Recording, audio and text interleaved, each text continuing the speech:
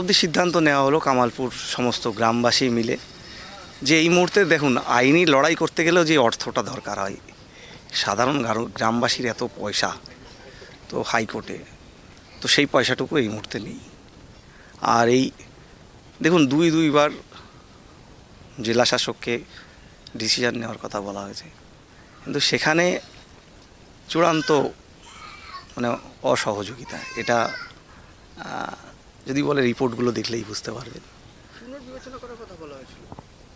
আমার প্রপোজাল আমি দিয়েছিলাম, প্রপোজালগুলো নিয়ে নেবেন। টোটালটা স্ট্রাকচার থেকে দূরে দেখবে, স্ট্রাকচারের সাথে কোনো বিদ্যুৎ কানেকশান থাকবে না, যেটা আগের দিনও বলেছিল যে যতটা হাইট হবে তার থেকে দূর থেকে দেখবে। সেটা আমি 150 ফুট দিক থেকে দেখার কথা বলেছিলাম। রাস্তাটা সচল রাখার জন্য একমুখী করার কথা বলেছিলাম, যে এই নপাড়ার দিক থেকে আসবে, এই দিক থেকে বেরিয়ে যাবে। মাঠটা টোটাল তো একটা মাঠ আমি জমি দিয়েছিলাম, চাষিরা আরও ছিল যে আরও জায়গা লাগলে আরও পাবে। এটা আরও ছিল যে একটা পকেট রোড করতে চেয়েছিলাম, যেটা ওই দিক থেকে ওই মাঠের মধ্যে দিয়ে, যেটা যদি খুব ভিড় হয় তো ওই দিক থেকে হেঁটে বেরিয়ে যাবে। ফায়ারের জন্যে ওখানে দেখবেন পুকুর আছে, একটা জলের ব্যবস্থা ছিল। হ্যাঁ, এখানে দেখবেন একটা পাম্প আছে, যে পাম্পটা ফায়ারের জন্য ইউজ হতো। বালি যে যা জিনিসগুলো লাগে ফায়ারের জন্য, যেহেতু স্ট্রাকচারের সাথে কোনো রকম বিদ্যুৎ কানেকশানই থাকছে না, সামনে থেকে লাইট দেওয়ার ব্যবস্থা ছিল, টোটালটা লোহা আয়রনের রড দিয়ে ঘেরা ছিল, সেইভাবে প্রপোজালটা দেওয়া হয়েছিল। তারপরে ধরুন আজকে এই মাঠটা তো আমি যতটুকু নিয়েছিলাম তার থেকেও আরও 40 বিঘা নিয়েছিলাম, তার থেকেও দেখুন আরও প্রায় 40 বিঘা আশেপাশে পড়ে রয়েছে। টোটালটাই যদি ক্রাউড হতো, এদিক ওদিক মানুষ চলে যেতে পারতো। রাস্তাটা আপনি আগের দিন বোধহয় দেখিয়েছেন মেপে, কাঁচা পাকা মিলে প্রায় 25 ফুটের কাছাকাছি। তো এটা তো বাস লরি আসতো না, মানুষই হেঁটে আসতো। একমুখী করলে কি অসুবিধা ছিল? আমি 500 ভলেন্টিয়ার দিতে চেয়েছিলাম, আমার আশেপাশের নামসহ দিয়েছি। এনসিসি ভলেন্টিয়ার দিতে চেয়েছি 100, এবং প্রাইভেট ভলেন্টিয়ার যেটা আছে সেটাও 100 দিতে চেয়েছিলাম।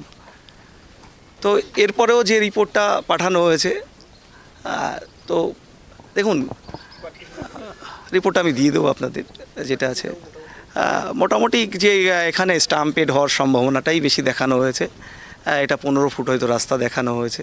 হ্যাঁ, তো টোটাল কাঁচা পাকা মিলিয়ে কোনো জায়গায় নাকি সেটাও নেই। হ্যাঁ, তো এইভাবে নানানভাবে মাছ দিয়ে রাস্তা মাঠের মধ্যে দিয়ে যদি পকেট রোড করা হয়, সেটা বৃষ্টি হলে কী, এবার বৃষ্টি হলে তো লোকই আসবে না।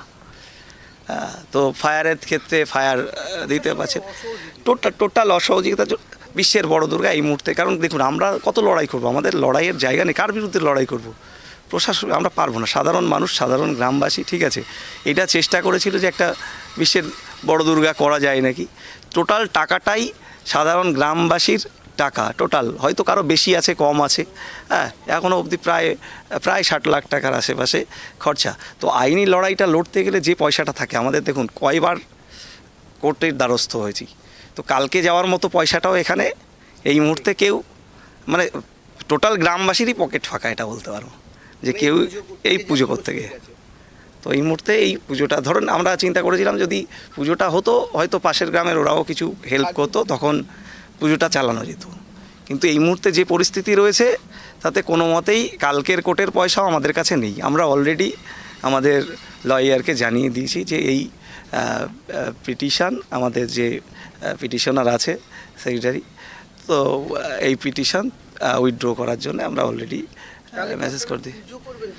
না, কোনো পুজোই হবে না, এরপর পুজো হয় কোনো পুজোই হবে না, কারণ আজকে একটা অবয়ব তো তৈরি হয়েছিল, যেটা মানুষ চেয়েছিল, সম্ভব হলো। দেখুন হয়তো ঠিক হয়ে গেছে, সব কিছু ঠিক হয়েছে।